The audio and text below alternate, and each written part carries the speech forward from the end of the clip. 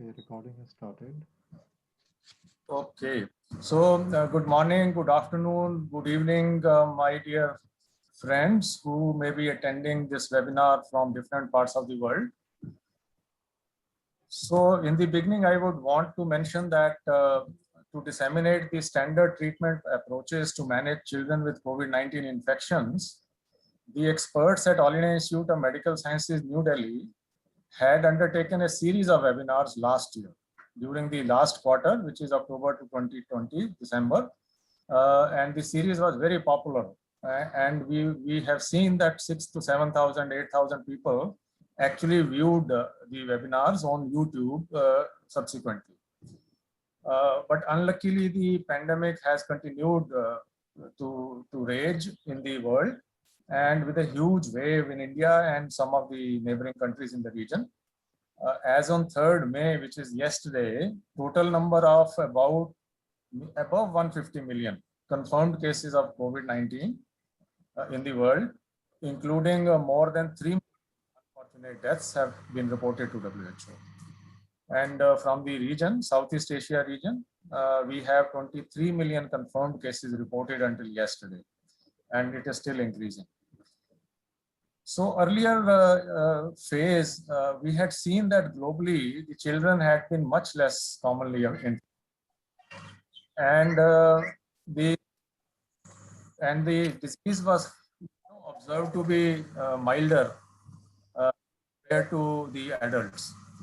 But with the second wave in India, for example, we have reports and some other countries that the hospitals are seeing large number of children and adolescents. While we are still waiting to analyze the data to understand if proportion of infected children has increased or it is the absolute numbers, because the overall surge is so great. So we may have some idea from our panelists today, but we understand from Bangladesh, Indonesia, India that there are young populations, dense populations. So we may have absolute numbers, large number of children in any case. And we by now also know much better the serious form of disease in children, which is multi-system inflammatory syndrome, temporarily related to COVID. So as we see surge in pediatric cases, maybe absolute numbers, not really proportions, but the quality and safety remain paramount. So it is important to ensure that no harm happens to patients, our own children and adolescents and their attendants, and also that the healthcare workers are able to keep safe when they are managing children, where they are a little bit more at risk. Because health workers have to spend more time with child patients. AIIMS New Delhi now has updated the standard treatment approaches based on the new evidence which has been published. And therefore, we thought, let us do a fresh webinar with updated guidance on how to manage the pediatric cases with the focus resource constrained settings, countries of our region, where health systems are too much under stress already and near to disruption. So we sincerely hope that healthcare teams in the countries can benefit from these guidelines or treatment protocols or approaches which the AIIMS team has assembled, and some standardization of treatment would happen across the hospitals in a country and across the countries in the region. And we also want to understand the outcomes in a harmonized manner. So we will see how best to bring the data together. But therefore, I am so thankful to the team at All India Institute of Medical Sciences, ably led by Professor Ashok Deorari, who is heading the department and has been the driving force for such evidence-based guidance. They have recently helped the government of India to quickly bring out the government guidance on managing pediatric COVID cases. And therefore, we are so happy to have Dr. Sushil Kabra and Dr. Rakesh Lodha from the team who have particularly led this work on pediatric COVID knowledge management. So with that, I welcome all people who have joined live and those who would subsequently view the webinars on the YouTube. And once again, thanks to Professor Sushil Kabra, Professor Lodha, and Professor Deorari. Over to you, Professor Deorari, for your remarks. Thank you, Rajesh. I think with the help of WHO, CRO, Department of Pediatrics, since November, December, has done multiple webinars on pediatric COVID-19 infections. And I think it's very timely with the new guidelines of World Health Organization, which are published in March this year. This current update is happening.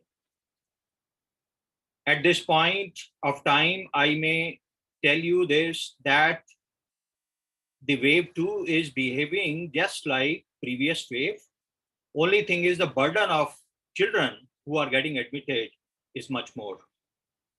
But the best part is, as you will hear from Dr. Rakesh and Sushil, that the children are, majority of them are asymptomatic. And even if they have illness, it is only mild illness. The multi-system inflammatory syndrome in children and newborn is a very, very rare entity, and it needs some criteria for making diagnosis on the patient.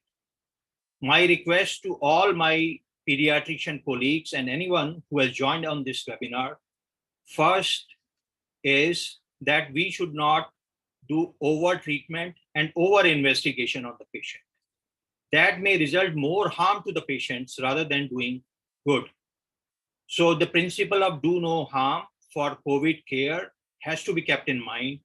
And if your patients are sick, with the appropriate rational diagnosis and management, you will be able to salvage majority of the kids. Rakesh and Dr. Sushil Kabra has been instrumental in guiding for making national guidelines for COVID care in children. And I also know that how do you involve families into care of these children who get admitted, which is a minuscule number of patients who are getting admitted in the hospital, is a great challenge for the family to take care of that. So I welcome all of you for this webinar, and I'm very sure you will learn few new things which they have learned over the last few months while they are treating patients in the hospital. Over to you, Sushil and Rakesh. Thank you so much.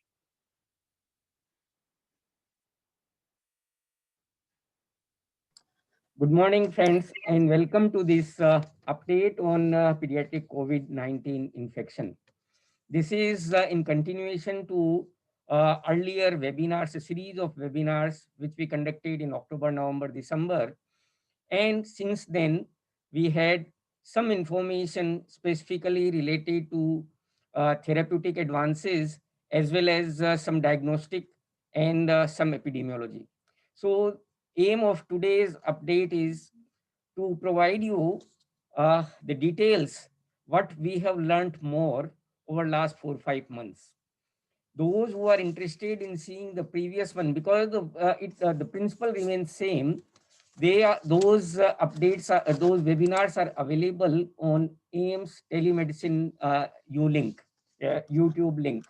So you can just see that.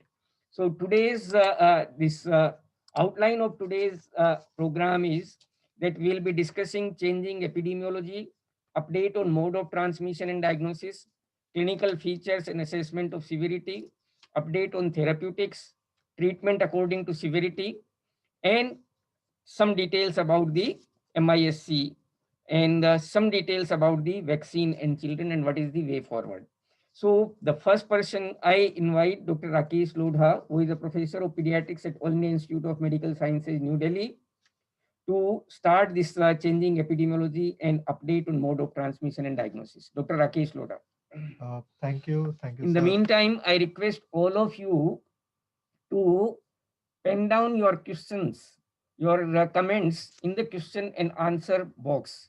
And if you find that difficult, then even you can write it in a chat box, and we'll take it from time to time or at the end of our presentation. Thank you very much. Okay, thank you. Good morning, everybody. And I think we'll begin this session. And I would, salute all the healthcare workers who have been coping up with this tough time and trying to do their best. And as pediatricians, we are going to be looking at children, more number of children in particular, this particular wave.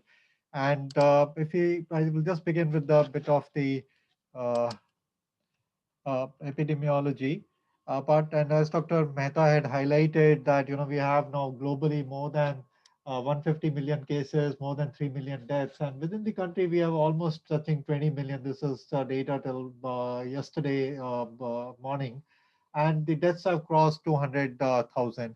We kind of see, if we particularly look at India, with the kind of, we had a reasonably flat curve for a period of time, and when we thought that things are kind of getting better, there's a huge surge, and we can see the kind of difference between the global this epidemic curve and what we are seeing. So, and unfortunately, this kind of surge which is there has been stressing the healthcare resources and the capacity which is there to handle such cases, and leading to obviously distress all around the country, which is currently happening. And we hope that this is going to get better, over next few weeks, and we would be stabilizing. Now, the question is about whether, we are looking at overall whether the children are affected more or not. So this is data from the NCDC dashboard, which kind of updates the data about the proportion of all confirmed cases which are contributed by different age groups. So typically less than 10 still contribute less than 5%, 11 to 20 less than 10%. Overall, the number is less than 12%, and this number has more or less remained stable across period of time. So if you looked at the picture, maybe when we had the previous surge, November, December or so, even then it was the same. So overall, it seems to be there. And when we compare it as compared to our population pyramid, where there's a huge chunk, almost about 40% of people would be less than 20 years of age, it appears that children seem to be less frequently affected. And similarly, while the overall cases are 12% contributed by this age group, in terms of the mortality, about 3% of deaths come from this particular age group. Again, kind of suggesting that this may be less severely affected. Now, obviously, everybody is keen on what the likely reasons for the surge are. I think the global experience of the previous centuries, Spanish flu pandemic, they're likely to be multiple waves. And here, particularly, there would have been a scenario where people thought that it's gone, and obviously there was lowering of guard, people working for their livelihoods, the back to their usual thing, without maybe appropriate masking, COVID and appropriate behavior, and we kind of moved from a complete state of lockdown to gradual, unlock, and now we kind of are near to, the pre-pandemic state. And in addition, there were, apart from these gatherings of people mingling with each other, there were events which led to mass gatherings. The adherence to distancing and mask use had been, I think something that should have been better. And obviously, one is looking at mutant strains, which may be but single mutant, double mutant, and we have, this is a RNA virus, and so these strains are likely to keep coming in. But there's a concern that this particular strains that are circulating at this time are more contagious. There are more people involved, and the rapidity has, I think, surprised everybody. Whether these strains are responsible for more severe disease or not, I don't think we have a straightforward answer on that. And I think more sequencing data from the country, as well as trying to associate this with the outcomes, would be something that is going to inform us better. Now, the question about are children more affected? So this we have said that overall the percentage proportion of all confirmed cases amongst children, individuals less than 20 years, seems to be more or less static over last few months. However, because the overall number, the denominator has increased, the absolute numbers obviously have increased, and amongst them we are more likely to see some, severe cases as well. So at this time point, while there may be some change in the pattern, we don't have robust data to say that okay, there's been a very dramatic change in the, the spectrum of illness. The numbers have definitely gone up. Now, what could be the reasons? I think we'll just touch upon this briefly. There seems to be possibility that even in previous other more the SARS infections, the SARS-CoV-1 and the MERS, the children were less affected. In those, possibly there were other reasons. Now, obviously, it's that most infections are being spread by infected adult family members, and possibly with the state of unlock, children are likely to be getting more exposed with their peers when they play. The schools were open for some time, but again they are closed. Uh, at the same time, isolation of individuals, particularly adults with SARS-CoV-2 infection, that may have reduced the exposure. And it's also been documented that among studies of household contacts, as compared to the elderly, the odds of infection in children were documented to be significantly be less. Then there are multiple other things which maybe there and there are data which kind of keep coming in at times contradictory, whether the expression of primary target for SARS-CoV-2, that is the ACE2, varies with age. One thing which has repeatedly been highlighted is that children have a stronger and maybe more robust functional immune system, particularly the innate immune system, and which is important, and that may control the infection early at the site of entry. The adult patients, elderly, they may show suppressed adaptive immunity, and there may be a dysfunctional, overactive innate immunity. So it's more about having an appropriate immune response, functional switch, appropriate switch from the innate to the adaptive. When we are seeing problems, it may partly be a lot of it is due to the dysfunctional state.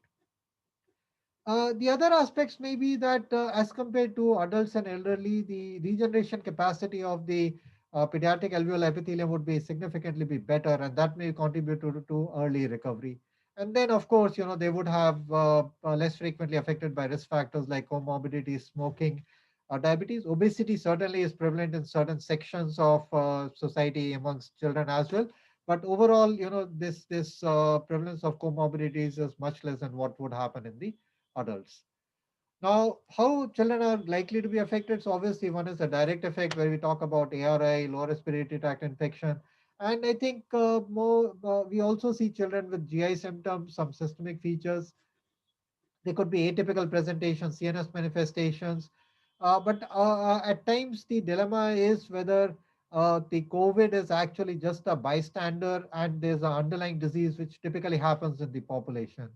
Now, the other syndrome, which was picked up when the waves were happening in Europe and the Americas, something that followed those initial surges was so children didn't seem to get affected severely during that initial wave, but later on had a multi-system inflammatory syndrome, which was associated with the COVID-19. And this wave typically was about 3 to 4 weeks after the surge in the number of acute cases.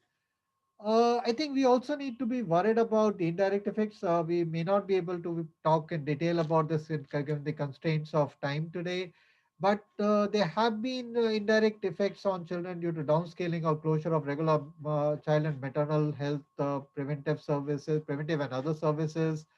There have been closure of schools, learning has shifted to online platforms, and access to this across various sections of the society may not be uniform. So definitely something that's been going on for more than a year would have had significant impact on the learning and the psychosocial health of children. There are multiple mental health issues that may come up. At the same time, the livelihood of parents have been affected. Their lockdowns and loss of jobs may have happened in different regions, and that again would have definitely effect on the child health and particularly nutrition in this scenario. So these are various direct and indirect effects by which the child is likely to be affected. Today, what we are going to focus is more about, as clinical care providers during the pandemic, we are going to be focusing predominantly on the direct effects.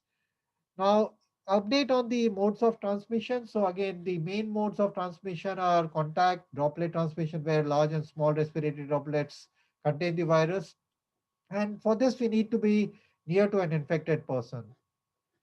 There's always been concern about, airborne transmission of smaller droplets and particles, which may remain suspended in air, particularly, indoor spaces, small spaces, and which may increase the risk of transmission.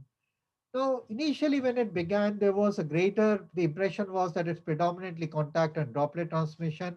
And unfortunately, I would say that, there was excessive emphasis on contact transmission, and whereas surface cleaning and disinfection took a major role. And a droplet obviously was being taken care of.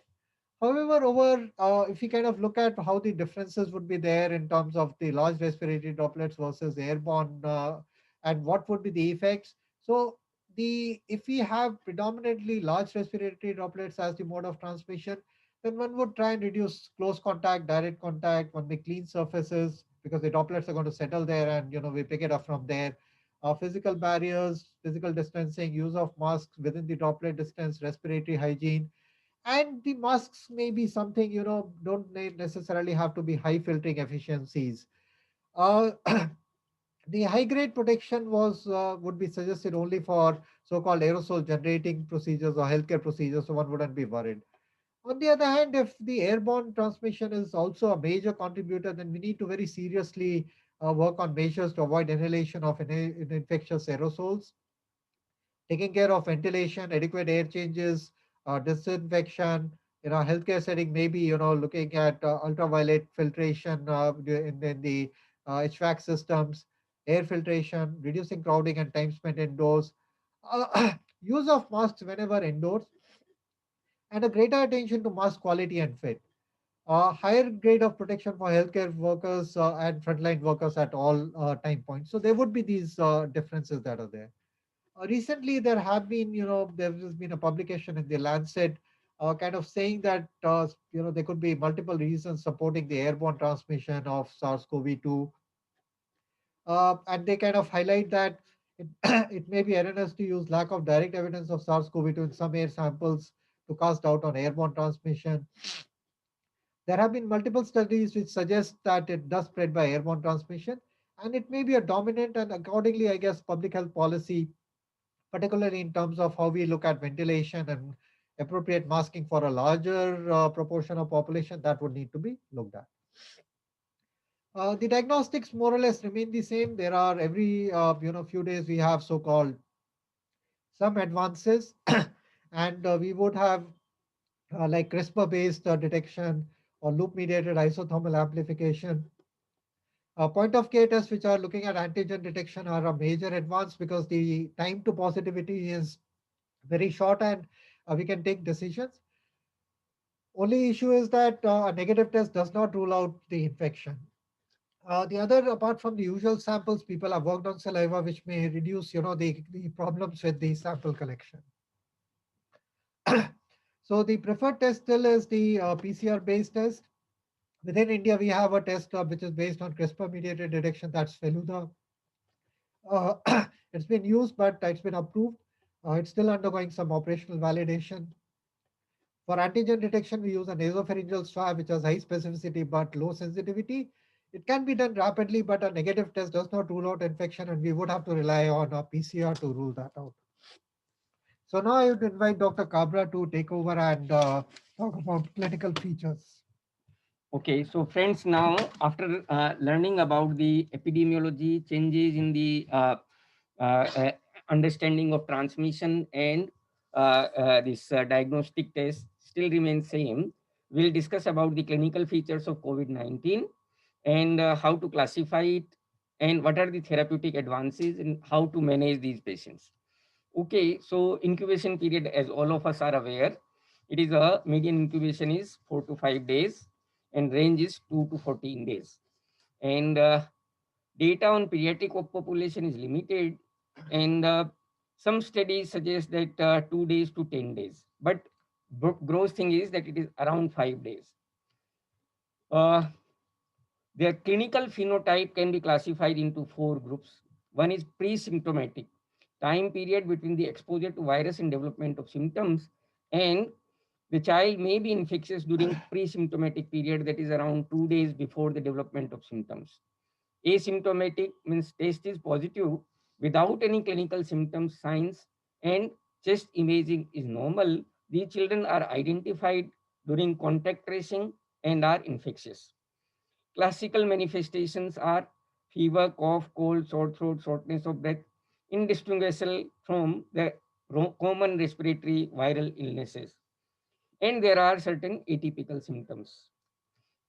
So atypical symptoms of presentation include gastrointestinal symptoms, which may be seen in 5 to 10%. It may occur without respiratory symptom in children. So it is a small proportion, 5 to 10% only, who may present with only gastroenteritis, and specifically younger infants and children. It may be associated with respiratory symptoms and that may be up to 20% of the patients. Diarrhea, vomiting, and abdominal pain are most common symptoms. But it doesn't mean that all children with diarrhea should be tested or rule out COVID infection, because infant may have a 5 to 6 episode of diarrhea in a year. So we should be very careful, but we should have a strong suspicion of COVID if there is a history of contact with a COVID infection in the family and child is presenting with diarrhea, vomiting without any evidence of respiratory infection. So we should be careful in that. Cutaneous manifestations are seen in a very small proportion, less than 3%. It includes maculopapular rashes, urticaria, and vesicular eruptions and transient livedo reticularis. And there may be COVID toes described in few infants, reddish purple nodule on distal digits, and seen predominantly in children and young adults. Multiple inflammatory syndrome in multi-system inflammatory syndrome, or MISC, will be discussed after this presentation. So let us see what are the advances in therapeutics. So this novel coronavirus infection started in late 2019 and declared pandemic in early 2020. We were not having any details about course, complication, and treatment at that time. We were not aware that how it will behave. And over a few months, some therapeutic agents that were likely to be effective were identified. Therapeutic agents including hydroxychloroquine, lepenavir, ritonavir, interferon, remdesivir, favipiravir, ivermectin, etc., were described and reported that they are really useful. And something like immunomodulator like tocilizumab and corticosteroids were also described in literature. So several randomized controlled trials were carried out to document efficacy of therapeutic agents, and WHO provided living guidelines about current status of various therapeutic agents in COVID. All these were carried out, all these randomized controlled trials were carried out in subjects or in patients above age of 16 to 18 years. No pediatric studies till now of any of these therapeutic agents. Results are extrapolated to children wherever there were no biological differences like metabolism or other things in children. So WHO latest living guideline was published on 31st of March 2021, and WHO selected a guideline development group, GDG members that represented all over the region, has an equal gender balance and includes specialists in infectious diseases, pulmonary medicine, intensive care, emergency care, primary care, ethics, and 4 patient panel, and also headed by a clinical chair and a method chair. And after a deliberation, lot of discussion, they came to the conclusions. So we are not going to see the details, but the recommendations of this guideline developing group was a strong recommendation for systemic steroids in patients with severe and critical COVID-19 infection. As I said, this was based on the adult data, and a conditional recommendation against systemic corticosteroid in patients with non-severe COVID-19. So this suggests that we should not be using steroids in a mild or moderate disease because that may have a potential of causing more harm rather than good to the patient. A conditional recommendation against remdesivir in hospitalized patients with COVID-19. So it again suggests that remdesivir is not associated with any survival benefit. We should not be prescribing it, and we do not have a data for pediatric patients. A strong recommendation against hydroxychloroquine in patients with COVID-19 of any severity. Not to use ivermectin in patients with COVID-19 except in context of a clinical trials, and not to use lepenavir, ritonavir. So it clearly suggests that among the therapeutic advances, one good thing is that systemic steroids have a survival benefit only in patients with severe and critical COVID-19. It should not be used in mild and moderate diseases. And the other drugs like remdesivir, hydroxychloroquine, ivermectin, they do not have any role as far as therapeutic consideration of treatment of COVID-19 is concerned. So we need to decide about the severity of disease in children based on the clinical features and other things, and we divide them into mild, moderate, and severe. Though WHO suggests that it should be critical also, but for our country, in other developing countries where there is a lack of adequate pediatric intensive care unit, we have clubbed severe and critical under the severe illness. So let us see what is the mild disease. Uh, Children with influenza-like illness, cough, cold, nasal discharge, but not having respiratory difficulty, neither chest syndrome, no rapid respiratory rate, and not hypoxic, that is indicated by oxygen saturation of more than 94% in room air, and uh, no rapid respiration, then all pediatricians are aware that what is the cutoff value for respiratory rate for various age group, and we'll be discussing in detail when we discuss about the moderate disease. Some children may have no fever or have only GI symptom, as we have seen 5-10%, such as nausea, vomiting, abdominal pain, and diarrhea. But these are to be investigated if there is a high risk of suspicion, like contact is there and the child is having these symptoms. Physical examination shows congestion of the pharynx and no auscultatory abnormalities. And these patients, once you have made a diagnosis by RT-PCR or CB-NAT, no additional blood test or chest imaging, including CT scan or X-ray, are required in a mild case. So no further investigation, neither hemogram, nor X-ray, nor CT scan. So how to manage these patients? So we can manage them by two parts. One is either home isolation, and for home isolation criteria, we have to see that the patient has yes for all this group one of questions, like is the respiratory rate less than age specific cutoff, like he should not have a rapid respiration, and oxygen saturation should be more than 94%, and absence of all of these are risk factors like cardiovascular disease, diabetes, immunocompromised states, chronic lung disease, chronic kidney disease, liver disease, cerebrovascular disease, and there should not be morbid obesity. Then social eligibility criteria for home isolation include the patient has a requisite facility for isolation at his or her home, and also for quarantine the family contact. Caregiver is available to provide care 24/7 basis. In the case of children, it would be parents or other caregiver. If available, the family should be using a country-specific app for tracking COVID-19 positive cases. In India, it is Arogya Setu app. The parent's caregiver has agreed to monitor health of the child and regularly inform his or her health status to the surveillance officer or a doctor, nearby doctor. And the parent's caregiver have filled an undertaking on self-isolation and self-follow home isolation quarantine guideline. So if they are there, then you can decide that it may be a home isolation and supportive care. But if home isolation is not feasible, specifically if house is small, there is overcrowding, if high risk patients are staying at home and inadequate facility, regular monitoring is not possible due to any reason. If the child has any high risk, as we have discussed, immunosuppressed or chronic diseases, all children at home isolation care facility or hospital should be care in the child friendly environment, and parents or attendant may be allowed to take care with a proper PPE and precautions, and once they understand that what are the risks if they take care of the child even though they are negative. So symptomatic treatment for mild disease, whether you are keeping in the home isolation or a COVID care center. For fever, give paracetamol 10 to 15 milligram per kilo per dose, may repeat every 4 to 6 hourly. Avoid NSAIDs, though there is no evidence against these as of now, but still there may be some problem of gastritis and some bleeding with the ibuprofen or mefenic acid. So try to avoid, but in case required, after ruling out other comorbidities, you can give it. Cough suppression doesn't have any role, and may use a home remedy in form of a warm saline gargles in older children and adolescents, and honey try to avoid in infants because of slight risk of some toxicity. Antibiotics in the mild case is not required in any circumstances.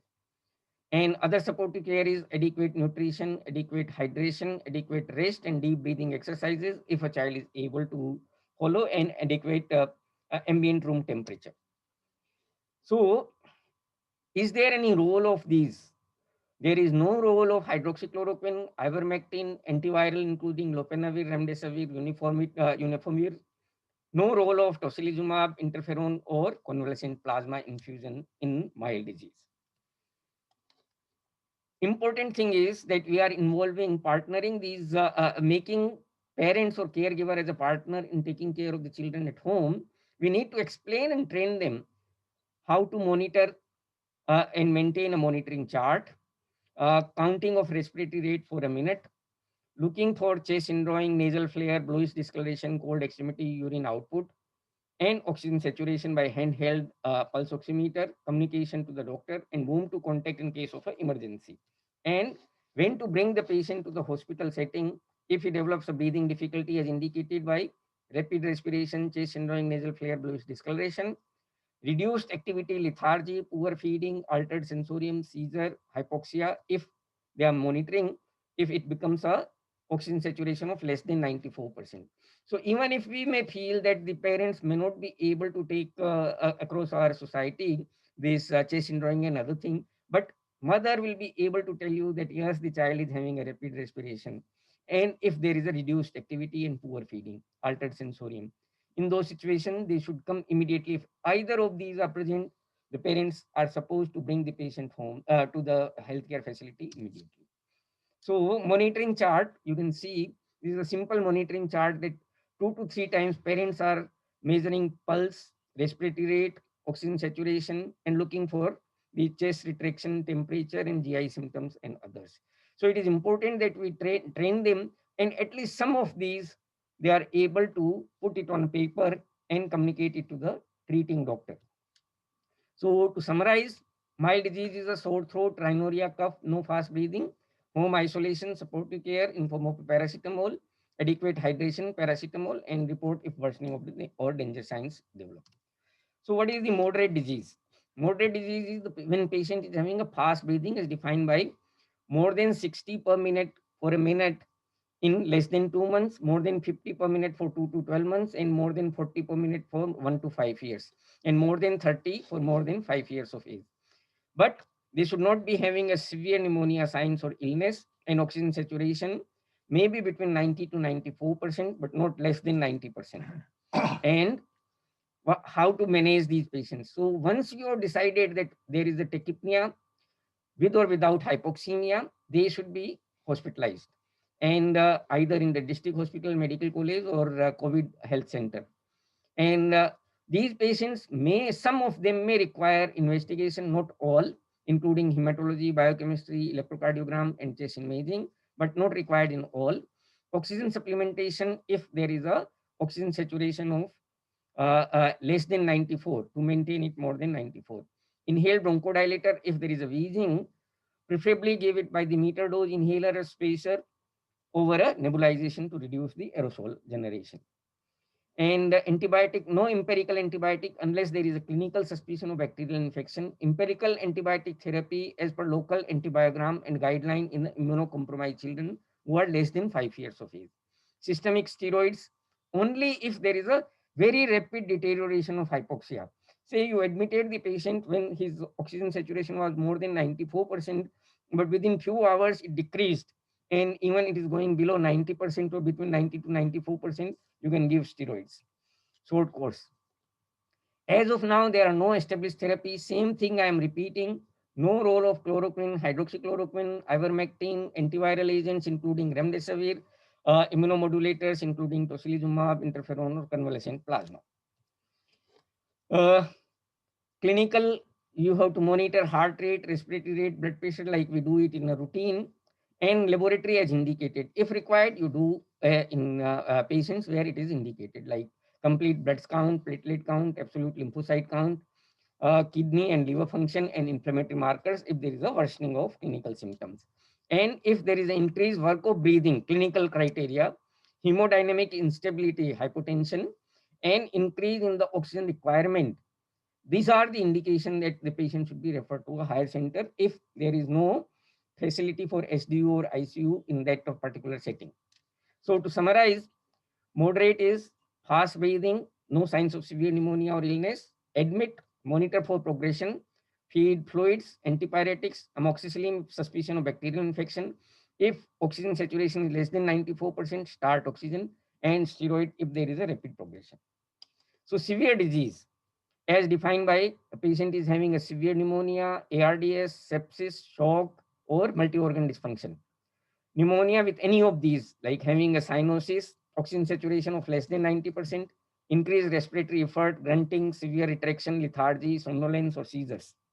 In that case, admit preferably whatever is available to you, ICU, HDU, and investigations, evaluate for the thrombosis, uh, HLH, organ failure by appropriate investigation. And these children may benefit by steroids with or without remdesivir, empirical antimicrobials, oxygen therapy by nasal prong, face mask, or S3FNC or NIV, and restrictive fluid therapy and organ support wherever it is indicated. So oxygen therapy gives supplemental oxygen to target SpO2 of more than 94% during the resuscitation when the patient is presented to you. But after that, once the patient is stable, no need to go for more than 94%, even 92, 93 is sufficient as long as the patient is comfortable. You can use nasal cannula, nasal prong, surgical mask or hood. And if child is on oxygen through prongs and SpO2 is less than 90% with minimal respiratory distress, then you can upgrade it to face mask at a flow rate of more than 5 liters per minute. So these are only these patients. If by giving oxygen by a nasal prong, it is more than 90% and child is stable, no need to go for a high flow. Oxygen hood, Venturi mask or non-breathing mask. These can be upgraded. Heated humidified high flow nasal cannula S3FNC may be used preferably over CPAP or BiPAP if target saturation is not achieved.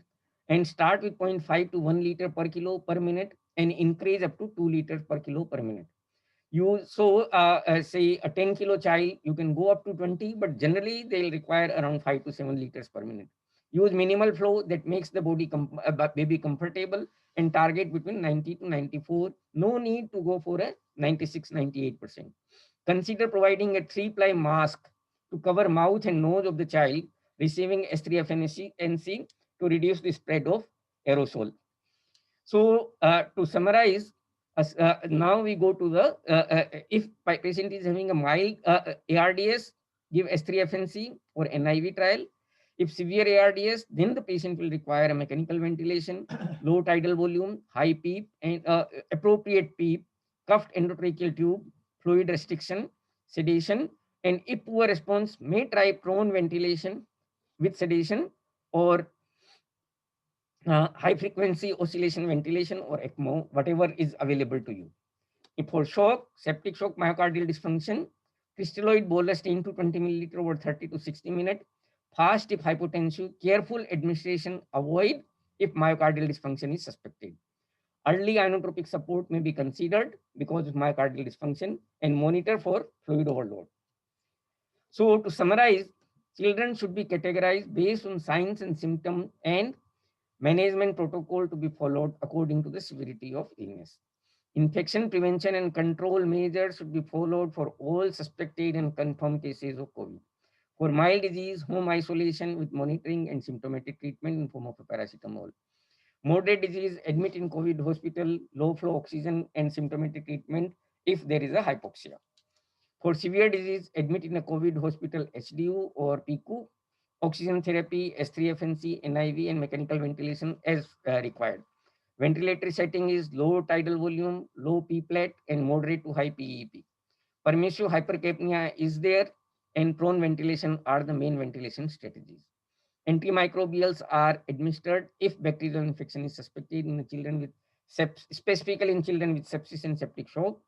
Close clinical monitoring of children like vitals, heart rate, respiratory rate, blood pressure, and SpO2, work of breathing, and oxygen.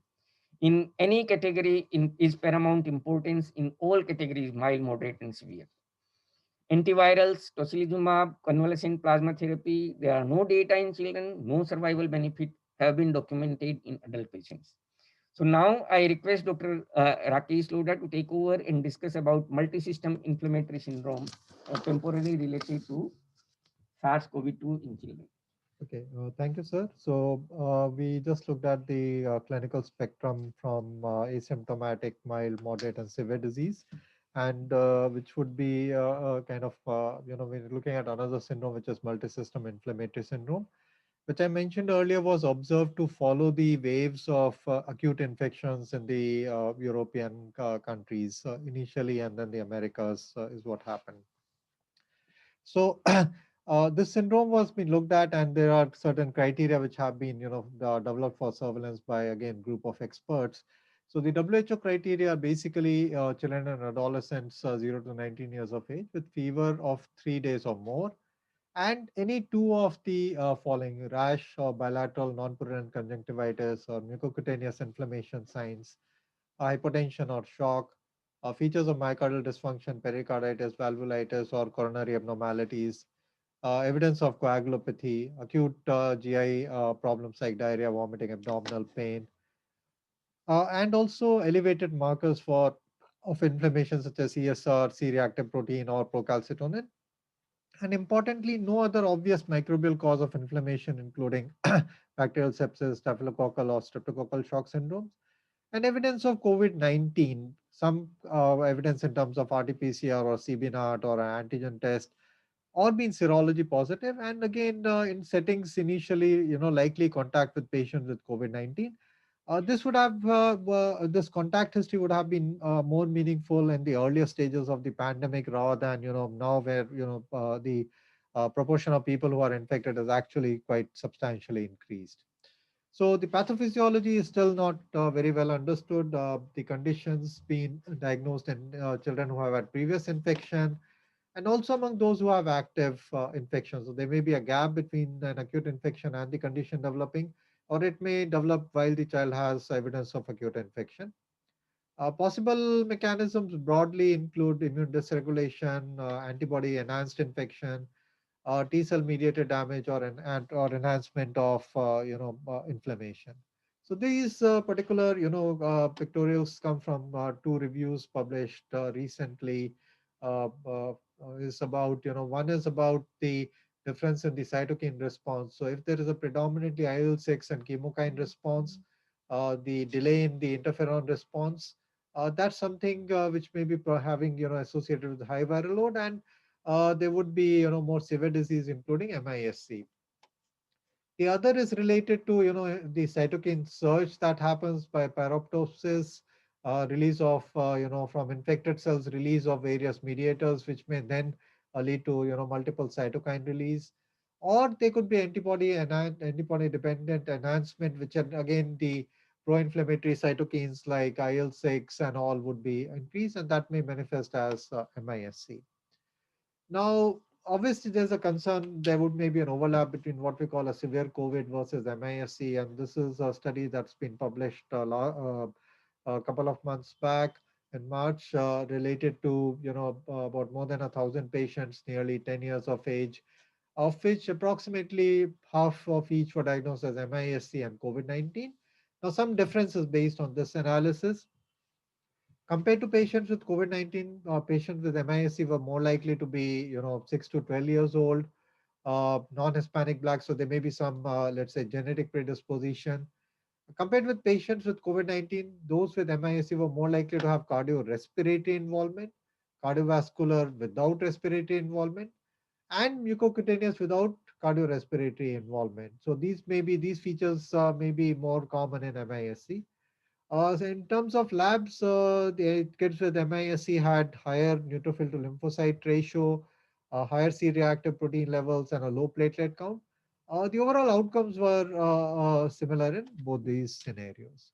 So the clinical spectrum could vary, and there are different forms of classification that have come up. So one is initially it was thought to be just like a classic Kawasaki disease or incomplete Kawasaki disease, with or without shock, or there may be hyperinflammation with myocarditis with or without shock, presenting with either fulminant heart failure or subacute heart failure, or hyperinflammation without myocarditis, and that would present with shock and multi-organ failure.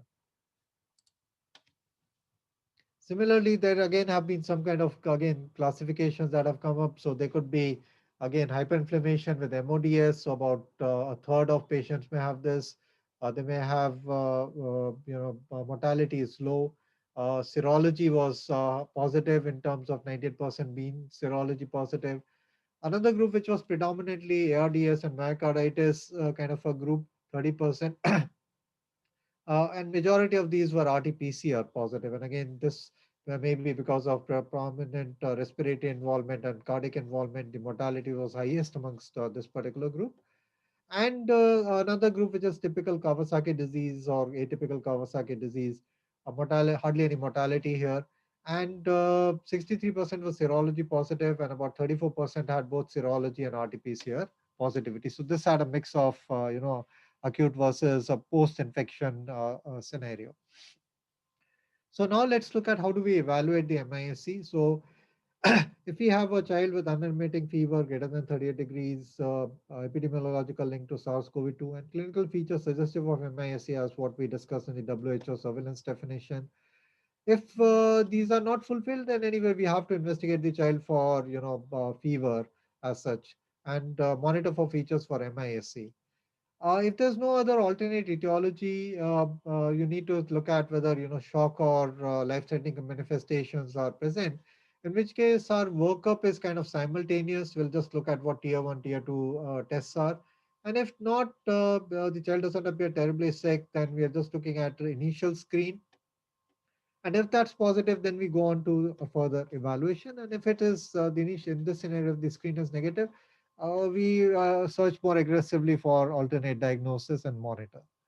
So the initial one is essentially looking at complete blood counts, metabolic profile, CRP and or ESR, serology and or PCR. A positive screen would mean that you have a definitive either CRP positivity and or an elevated ESR, and at least one of these absolute lymphocyte count of less than 1,000 per microliter or millimeter cube, low platelets, hyponatremia, neutrophilia, or hypoalbuminemia.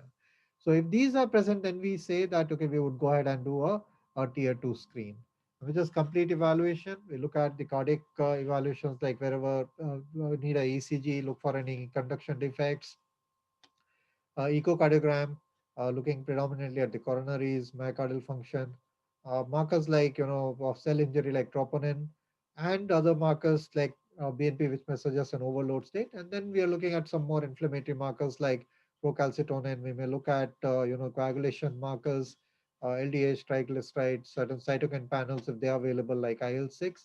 Uh, look at the blood smear for again conditions like malaria, which we may be able to pick up. So now broadly coming to the treatment, we are looking at a scenario where there may be shock or life-threatening disease, wherein one would give both steroids as well as IVIG, typically methylprednisolone 1 to 2 milligram per kg, and IVIG 2 gram per kg over 24 to 48 hours. And at times we are not very sure whether there is a bacterial infection or not, and one would end up covering with antimicrobials, and we simultaneously evaluate for any tropical infections. On the other hand, if it is not immediately life-threatening, then we rule out other infections and one may use steroids, and IVIG is an alternative.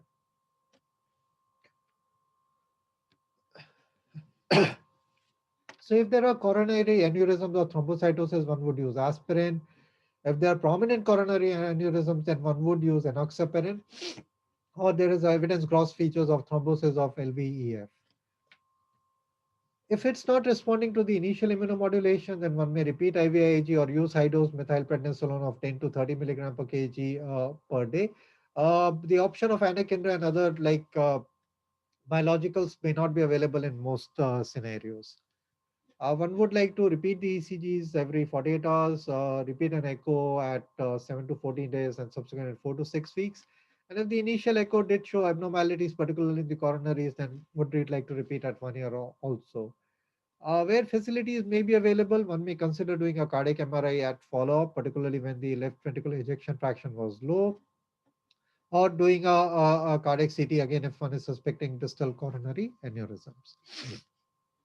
So now briefly we'll touch upon the vaccines and children, and as of now we have, this is one of few conditions where vaccines have been rolled out in less than a year after identification of a pathogen. There are multiple vaccines that are actually been approved by regulators in various countries. And this has happened because there have been multiple approaches simultaneously. Different labs and companies have been working on it. And this is from last week. The WHO has the COVID-19 candidate vaccine landscape and tracker, which kind of tells us that more than 90 vaccines are in clinical development, and some of these have actually reached the market. There are about 180 plus vaccines which are still in preclinical development. So we're likely to see, more possible vaccine candidates and vaccines which have shown efficacy and safety in the market soon. So this is a slide a little bit old, but I just picked it up to highlight what are the different approaches. So one could have a DNA-based approach or RNA-based approach. The typical ones are the BioNTech, the Pfizer vaccine, and the Moderna vaccine, which have been marketed. There could be others like the from Novavax, the protein antigen, which is there. Viral vector, which is a non-replicating virus vector, which is one would have the Oxford or the vaccine or Covishield. Coming from J&J, Sputnik would also be in this particular category.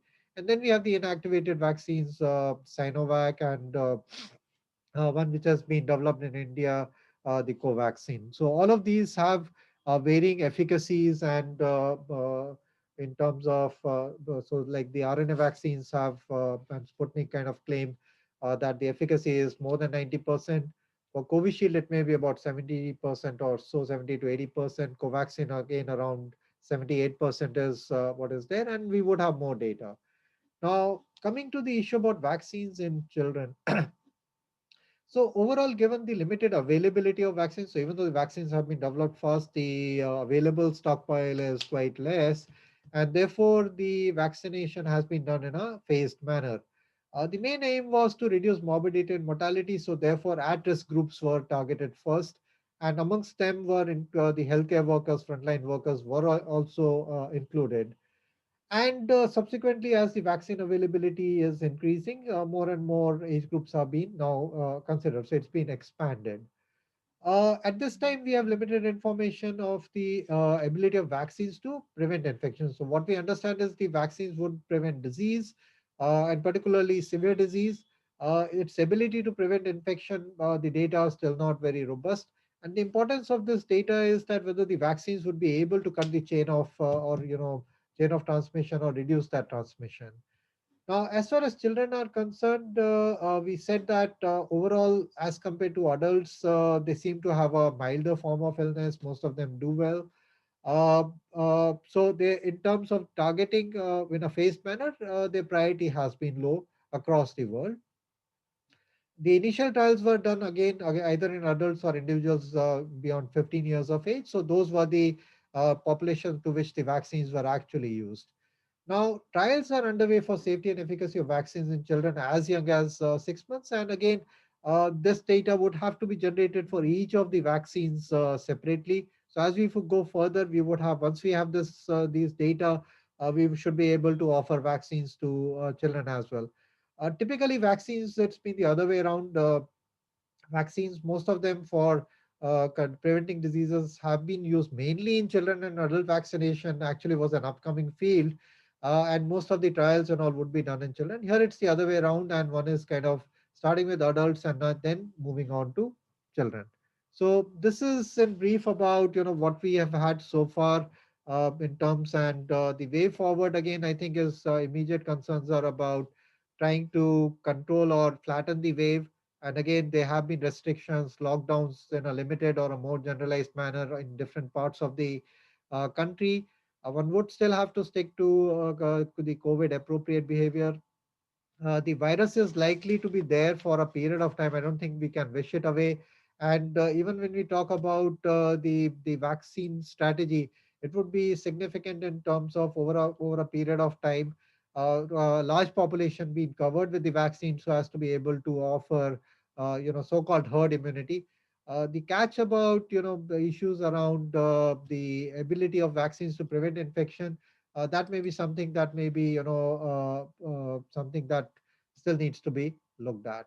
So with this, I like to end, and maybe I think we'll take a few questions that we are having in the comment and the otherwise I'll stop the screen share now, and we'll take up these questions both in the Q&A and the chat box. So maybe The participants are requested to still type out their questions in the chat box, and we would take them as we come. So I'll begin with the first question is about foolproof method of obtaining sample from newborn and neonates. So I think in terms of, we need to understand that a single sample wouldn't have 100% pickup rate. And currently that strategy of using a nasopharyngeal and a oropharyngeal swab is something that would have to be used, that may improve the rates. And that's something that the technique would have to be done. There's still a possibility that even when you use PCR on a single sample, one may be missing a particular infection. The second question is about the positivity of the rapid antigen test. So as we said, rapid antigen test has a sensitivity which is about, in various studies, from anywhere from 60 to 80, 85%, and a very high specificity. Now, the sensitivity of the pickup rate may be maximum when the one is in 3 to 5 days of the illness. After that, the pickup rate is going to go down. So it's a good test to be done point of care. Within half an hour, one would have the results. But if the test is negative in a person in whom we are suspecting COVID, one would have to do a confirmatory PCR-based test to rule out the infection. If it's positive, one can presume that it is actually positivity. So one question I'll ask Dr. Kabra about adjustment of the respiratory rate in relation to pyrexia, because we're using the WHO criteria for defining fast breathing. So generally we say that you decrease the temperature by giving a paracetamol, and if even after that, if there is a tachypnea is persisting, then you will consider it as a pneumonia as a general rule. Same thing is for if a child is having a wheezing, along with that there is a tachypnea, you will give a salbutamol inhalation and then count the respiratory rate again to say that it is a pneumonia. Right. So there's one more question about the, let's say, the rapid antigen again, after how long is it positive? So again, as I said, that we would have maximum pickup rates around day 3 to 5, and thereafter it would decline. And I don't think we have a very specific answer after which, till which day it may be positive or continue to be positive. Typically, the PCR-based tests are actually positive for a longer period of time, and that may just reflect presence of genomic material without any viable virus being present, and the load would be less. At that time, the rapid antigen test is likely to be negative. Uh, there is, let's say, okay, let's cover some of these questions. And so there is a question about, there have been cases with RT-PCR negative yet showing COVID symptoms to the extent of when HRCT in adults has shown lung involvement. In such scenarios, how do we approach in terms of children? So do we do CTs when RT-PCRs are negative, or? So if a patient or a child is symptomatic and there is a very high index of suspicion of COVID in form of someone in the family close contact had a COVID infection, even if RT-PCR is negative, you should go for you should presume that it is probably a COVID infection with clinical features. Now, second thing is whether we should go for a CT scan. Probably no. There is no point of doing, just it may be a RT-PCR negative COVID, classify it as a mild, moderate, severe. Unless it is a severe disease, no need for going for a CT scan or imaging or other investigation unless it is indicated.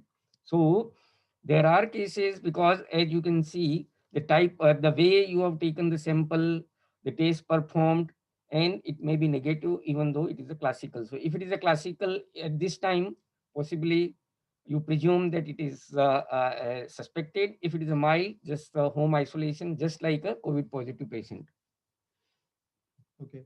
So there are a couple of questions about the issue of herd immunity. I think the herd immunity part is essentially that once you have a certain percentage of population protected, and an important component there would be that it's not just protection from disease, but also from infection. Now, some of these answers are not very clear. We still don't have definitive answers about what percentage of population should be, having a good immune response and resistant to the disease and infection to be able to say herd immunity.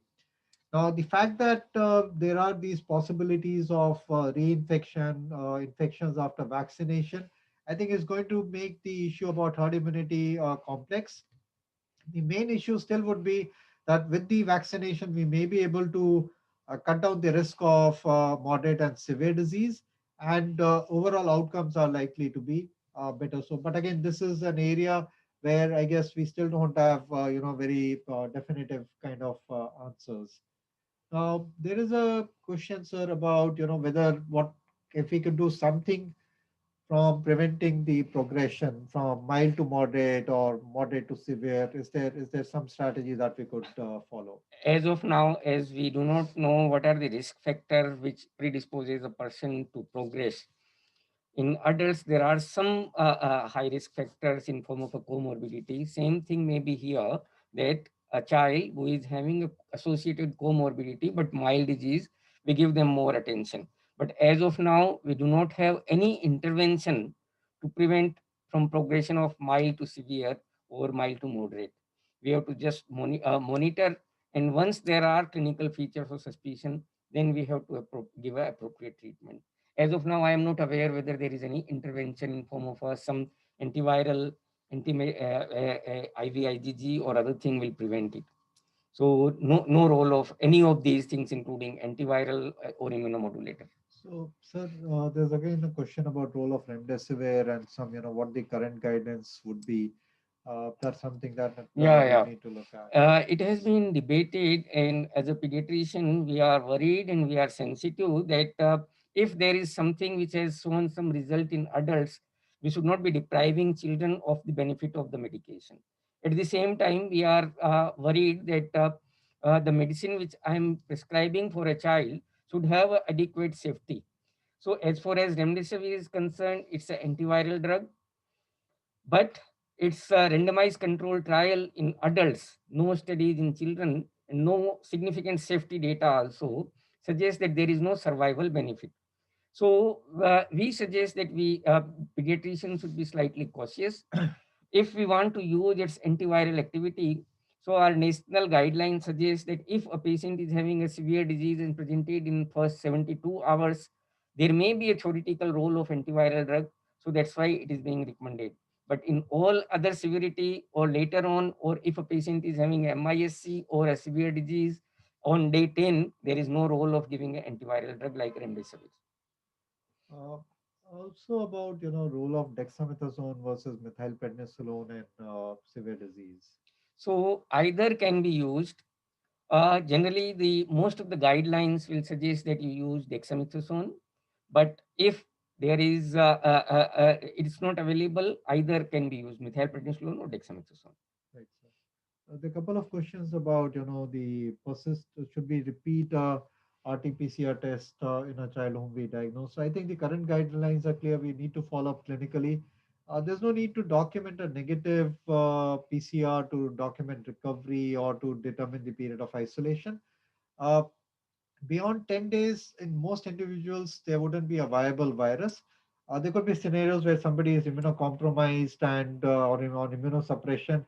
They may harbor a viable virus for a longer period of time, but the viability of the virus can actually be done only by viral culture. The PCR test or any other test would be, it would be difficult to figure that out. Similarly, in these settings, one may have scenarios where the picture may be like COVID, but RT-PCR is negative and the COVID IgG is positive. So again, the interpretation would be dependent on the fact what kind of symptomatology are there. COVID, whether it's only COVID or we need to look at other features. The antibody is just going to suggest that the child has been infected at some time point. Whether it's a couple of weeks or a couple of months, that's something that would be difficult to kind of figure out. In terms of the titers, again, the IgG titers, there's no definitive protective level or role because, as I mentioned, that the reinfections have been documented. They may not be frequent, but it does happen. Similarly, infections do happen after vaccination. even though the antibody titers with may appear fine. But what we are measuring are overall antibody titers. We can't routinely measure. What is important is the neutralizing antibody titers. But even then, I don't think we'll have a foolproof method to say that somebody is protected or not. The vaccines per se, the main aim is to cut down the morbidity and mortality. There's a question about, I think, vaccines for the pediatric age group. So, as of now, because of absence of data and other logistics issues in addition, the vaccines are recommended only above 18 years of age. Once we have data, at the same time, vaccines are also available. I think the next phase of vaccination may include children. How much time it's going to take? That would be dependent on the developers submitting the data to the regulators. There's a question regarding breathing exercises and yoga and steam inhalation in older children. So, what would your recommendations be? Yeah, as far as yoga and breathing exercise is concerned, that is welcome in all respiratory diseases, and it will definitely keep the airways clean and improve the oxygenation in the milder disease. So we cannot overemphasize that these should be carried out. It is a part of the routine life that we should be doing it. But at the same time, I would not suggest that you can treat COVID infection with yoga and breathing exercise. These are the adjuncts. Similarly, any role of homeopathic drugs to raise oxygen saturation or treat COVID? As of now, if we say scientific documentation of role of homeopathic medicine, it's not there in the printed literature. So as of now, we would say that there is no scientifically proven role of homeopathic or any Ayurvedic medication which improves or cures COVID infection. A couple of more questions about vaccination I'll take, and then we look at some of the other questions. This is about some people observing that when people are going in for maybe their second vaccination, and soon after that they have COVID infection. I think it's mainly related to the exposure, and this has happened. People have been isolating themselves in a way, or at home, not really moving out. And at the time when they go for vaccination, particularly if the center is crowded and people are not using appropriate precautions, and with the current state of pandemics, the current surge, a large proportion of uh, the population may be infected, they may be asymptomatic, so maybe they pick it up there. Uh, Even after somebody gets COVID, vaccination is still recommended for the age groups where vaccination is currently ongoing. So here there's a question about, how many days after a natural infection can we vaccinate an 18-year-old? So the current government guidelines which have been issued seem to suggest that one would have to wait for a minimum of 4 weeks. If you look at other guidelines that are available from other professional agencies, after recovery, 2 to 3 week period is what may be okay. Only issue is that if somebody has received a convalescent plasma during the treatment, and in that setting, interval of 3 months is what is recommended. Currently, there's a question about whether the chance of mutation increases or occur in vulnerable populations after vaccination. I think these are questions that have been raised, but I think there are no data to support any of these hypotheses or what theories which people are kind of listing. Uh, uh, Specifically, sir, any role for plasma therapy in adolescent and adults, and role of azithromycin?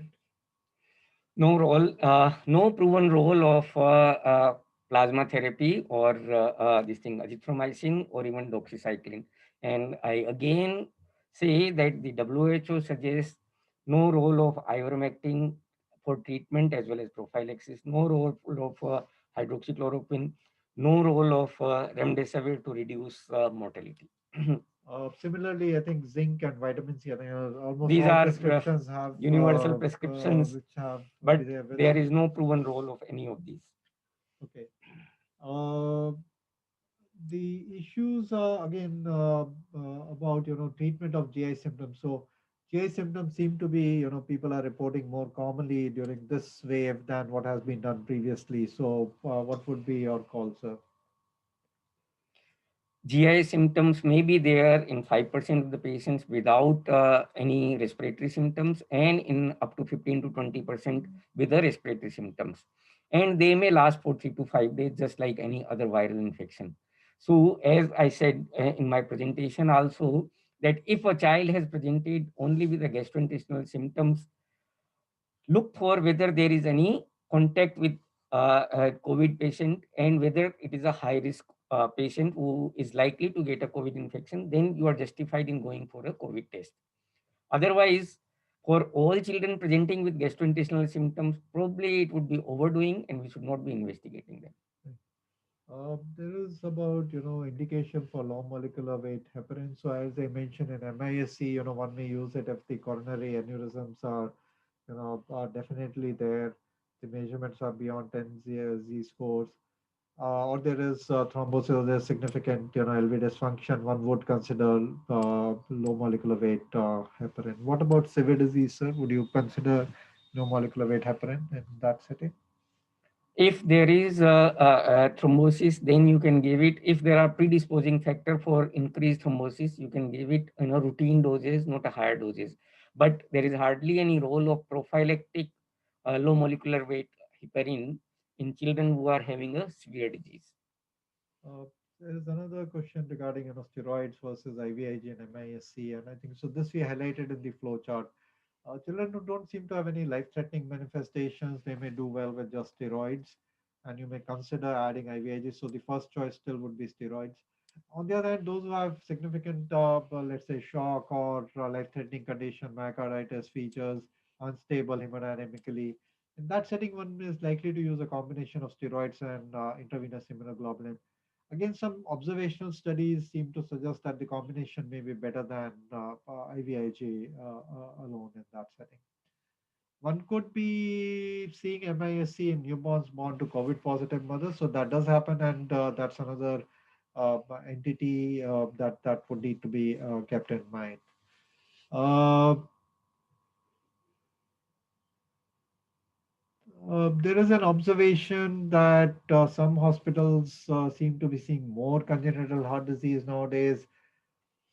Is there any evidence of COVID causing or predisposing to anomalies as such? So, is there something that we know or? As of now, say last week only, there was a neonatal and maternal effect of maternal COVID infection on the newborn, but they have not identified that it increases the teratogenicity or increase malformation.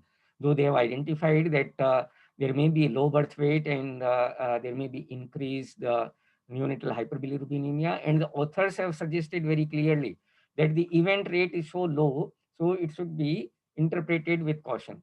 So as of now, there are no hard data to suggest that it is increasing the malformations. There is about, again, maybe some atypical manifestations. So, I think from what I can understand from the question that some of the cases which have been diagnosed as measles and they are not actually measles, but COVID. So, could that be a possibility?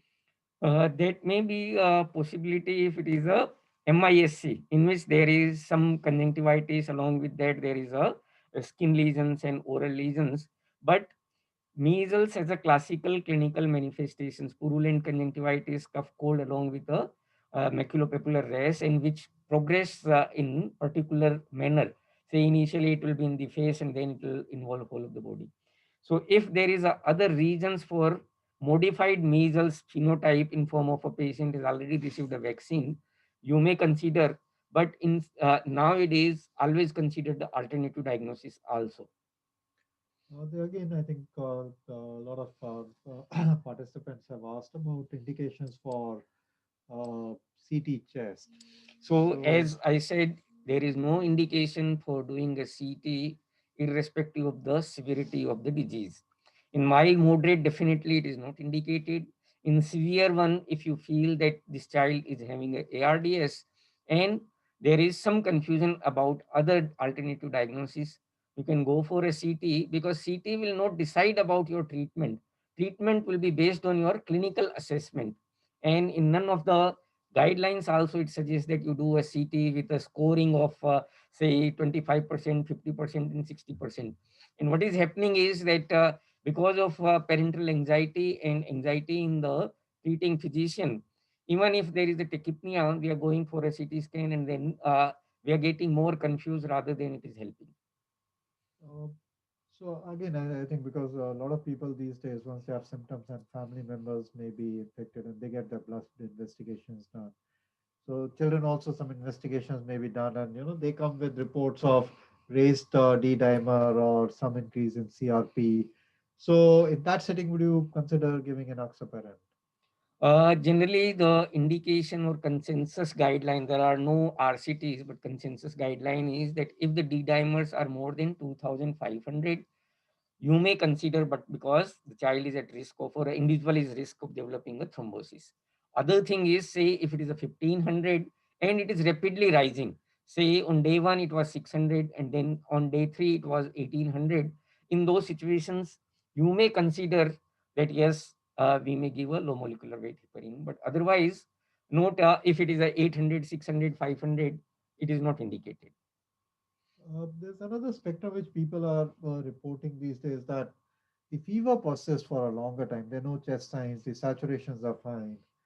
And in that setting, how should we approach? What would we do? So, in such a situation, there are two types of cases. One is that a child is being monitored by parents every 6 hourly, and we are measuring the temperature. In the morning hours, they feel that it is normal, but from 2 o'clock to 10 o'clock, there is a 99.2, 99.5, and the child is totally asymptomatic.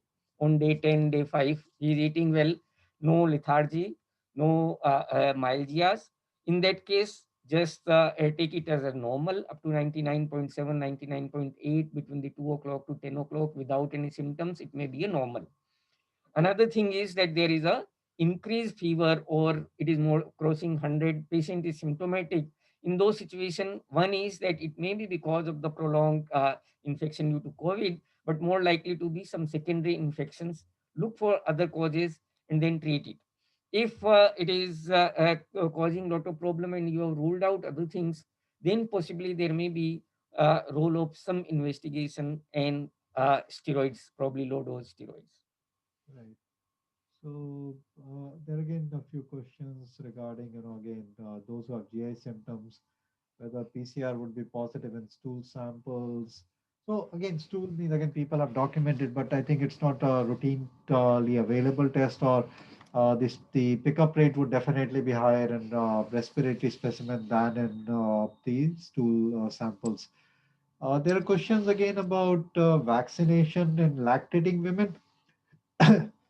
So I think within the country, when the initially vaccine was rolled out in terms of a clinical trial mode, and there were restrictions, and there were no the trials actually didn't include pregnant and lactating women. So these were contraindications. But now I think people do suggest that the lactating women should be receiving the vaccine. And again, for pregnancy, other bodies have suggested that they may be at risk for severe disease and therefore they should be vaccinated. But again, one would refer to the country guidelines to decide about this. Sir, any role for colchicine? Again, every few No days we role, hear about no new role of molecule and colchicine. There is no evidence to support the role of colchicine in prevention or treatment of COVID infection, irrespective of the age, whether it is a child or adult. Similarly, there are questions regarding, relation between COVID-19 and IDDM. And I think it does come from what you see in adults, that some of them do tend to have abnormal glucose values during the acute illness and subsequently. So, is there something which is a documented or proven link? So, causal association between development of IDDM and COVID has not been established till now, but there are reports that there is an unmasking of diabetes after the COVID infection, specifically if a patient is having an underlying disease. In that situation, it may be there, but it is not by and large a significant issue. Right, sir. Again, the questions around, asymptomatic patients getting, asymptomatic infected people getting vaccinated unknowingly. I think there's nothing much that one would be able to do about it. But it's unlikely to have any, increase in the adverse effects or any lowering of the efficacy as such, but this is an interesting question. There's a question about whether one could give anti-rabies vaccine in a family who suffered from COVID about a week back. Now the issue here is that if there's a well-defined indication for a rabies vaccine, then I think we have no option of waiting. If there's been a significant bite which qualifies for vaccination, then I think one would have to go ahead and give it. That's something that would have to be done. And if there is a high risk, then including the immunoglobulin, one wouldn't be able to wait in this kind of a scenario. The other vaccines in a childhood setting, again, one may look at an interval of about 2 to 4 weeks, and that's setting. I think we have taken up most of the questions. We still uh,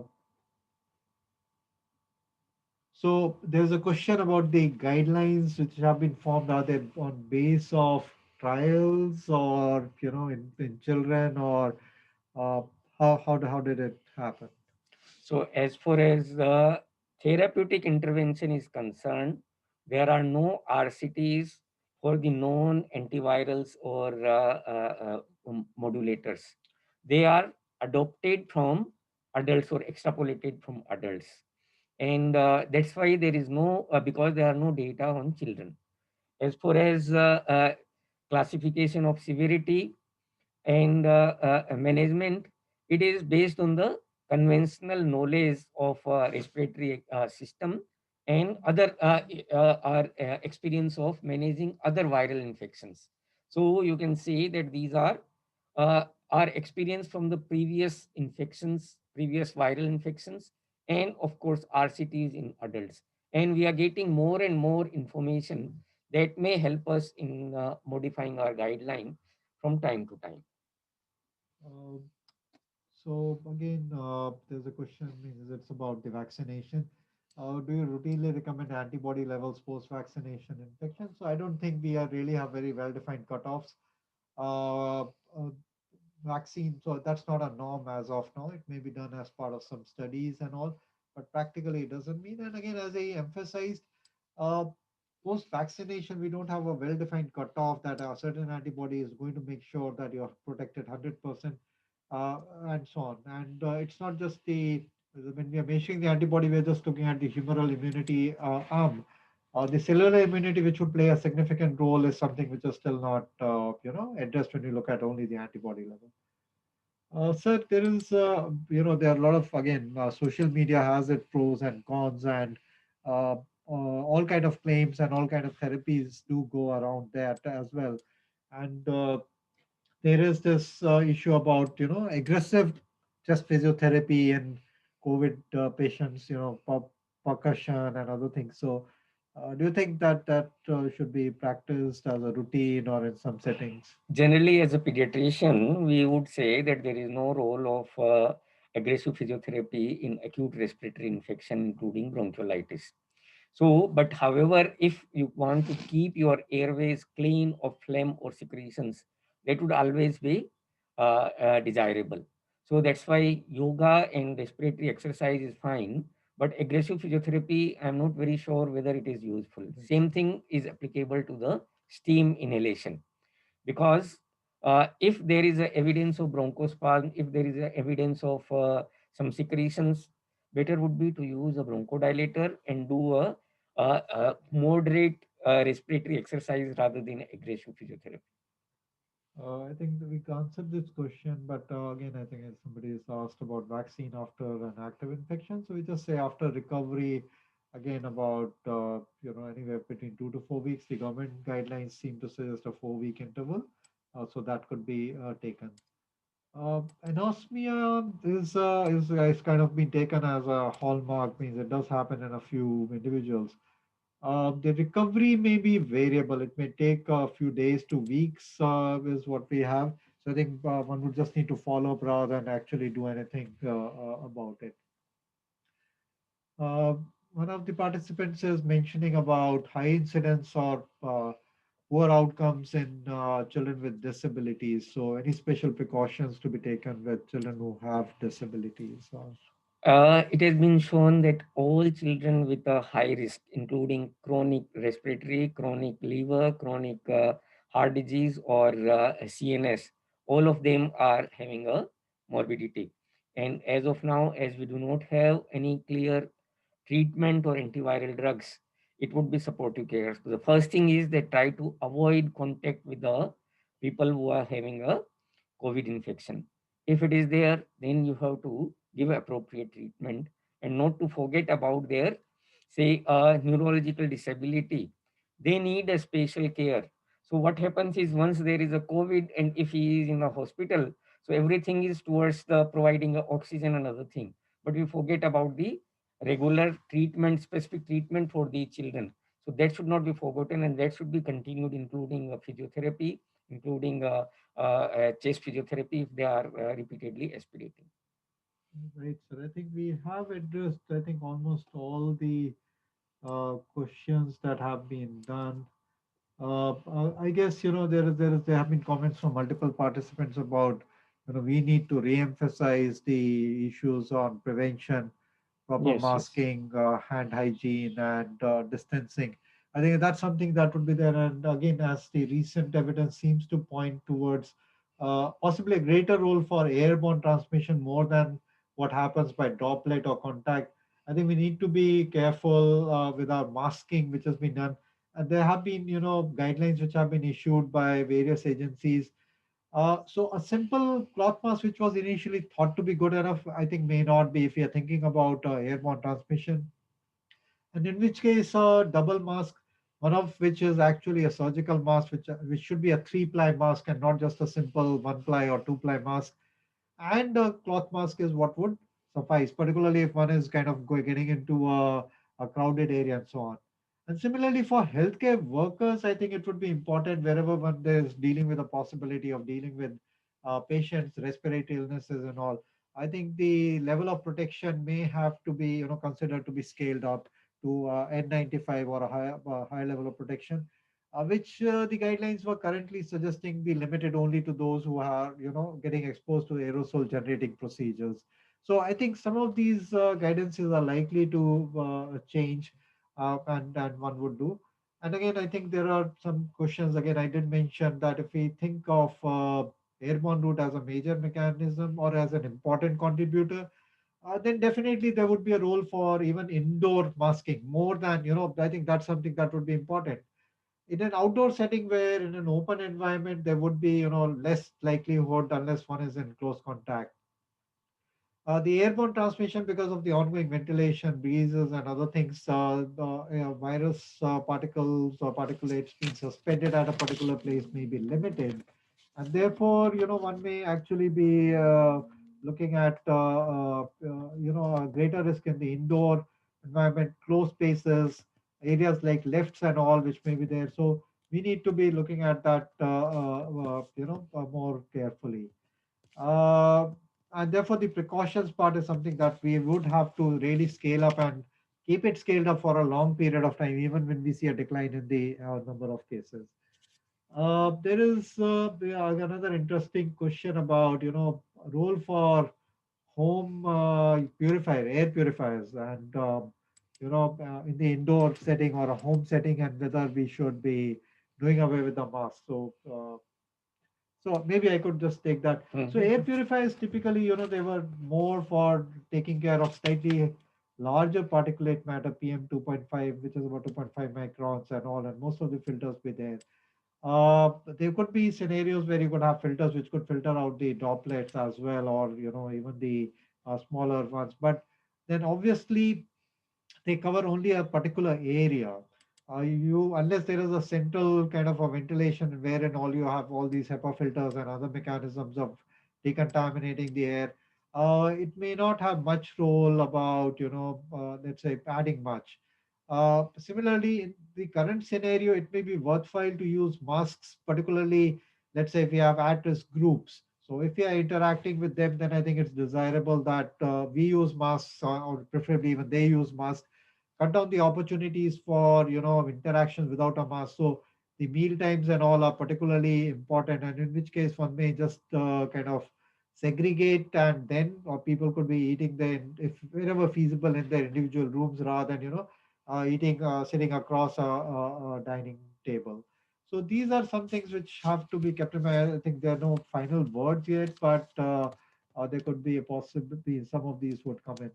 And similarly, there would be questions which have been around central air conditioning. And so again, the main issue is about the kind of what kind of air exchanges are taking place. It's if the ventilation of a particular place, particularly if it's a small room, is not good, then the risk of transmission definitely would be greater there as compared to another scenario. So I think we have, again, I think just one last question. I think I'll take any role for nebulization. So possibly no role of nebulization, because people have this false perception that giving nebulization will improve oxygenation. Rather, it should be avoided as far as possible if someone is a COVID infected. If he has to take, then due precautions are to be taken, but it doesn't have any role to improve the oxygenation blindly taking a nebulization. If some medications are being used, specifically salbutamol or some steroids, they can be continued. So no role of specifically nebulization to improve oxygenation. There are again some questions about, uh, again, I think transmission. So we did cover that in the initial part of the talk, that predominantly droplet and airborne transmission through fomites or contact. I think that's been an overemphasized area. I think we need to take stock of that situation. Vaccination after the duration of protection. I think these are unanswered questions. Currently, there are trials on where people are giving boosters and seeing to what extent it protects. So I think some of these answers are going to come in. Vaccines available for pediatric population. I think that's going to be a challenge. So even I think that depends on the trials and also the capacity to capacity to have adequate stock of vaccines, because let's say the country means we would need about, if we have to vaccinate every single individual, we need more than 250 crore doses if you're saying a 2-dose vaccination regime. So I think we are still far away from that, but I'm sure we would have data. We also have newer vaccines that have been developed, interesting vaccines like a nasal route of administration and all. So I think some of this information is going to be available over a period of time. So maybe I think we are almost done with most of the questions as such, and I would hand it over back to the WHO team. Maybe if Dr. Rajesh is there, if he has any final words or the yeah.